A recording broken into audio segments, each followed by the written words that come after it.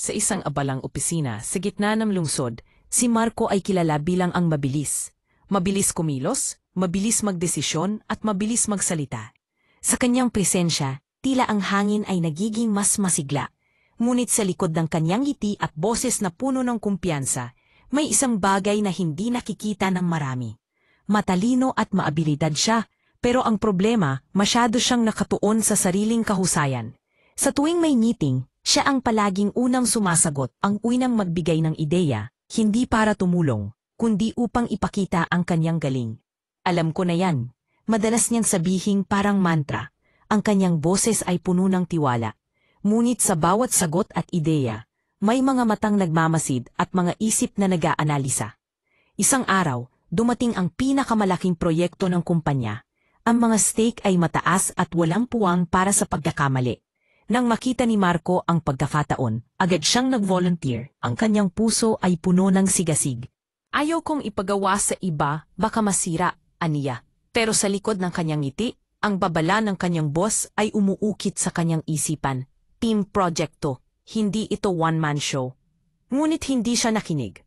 Habang nagtrabaho siya mag-isa, tila ang kanyang mundo ay nakatuon lamang sa kanyang sariling kakayahan.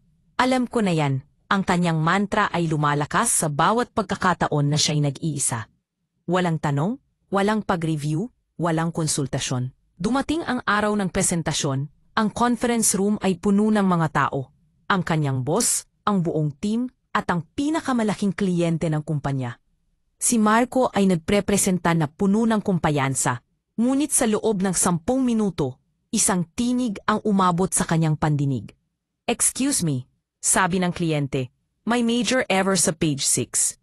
Ang mga mata ng lahat ay nakatuon sa kanya, at ang damdaming iyon ng pagkabahala ay nagpasimula ng isang domino effect ng mga pagkakamali. Napahinto si Marco.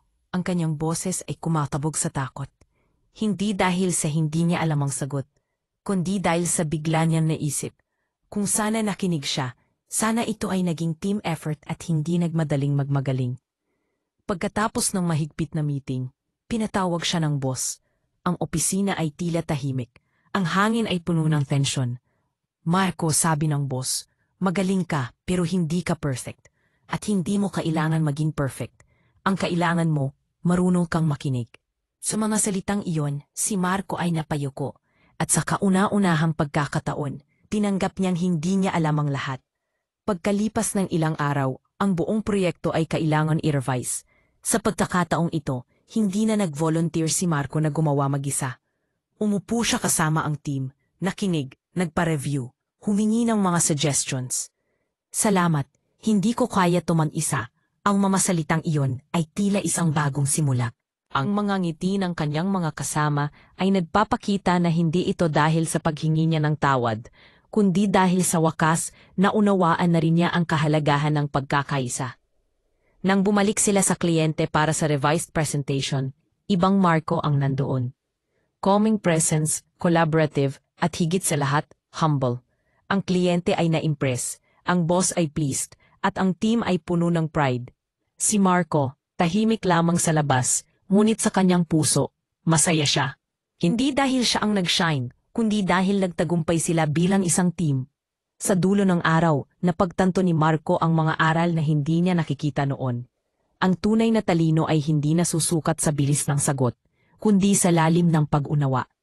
Ang tunay na galing ay hindi sa pag-angat ng sarili, kundi sa pag-angat ng buong grupo. At ang pinakamahalaga, ang taong marunong makinig ay mas nagiging karapat-dapat pakinggan.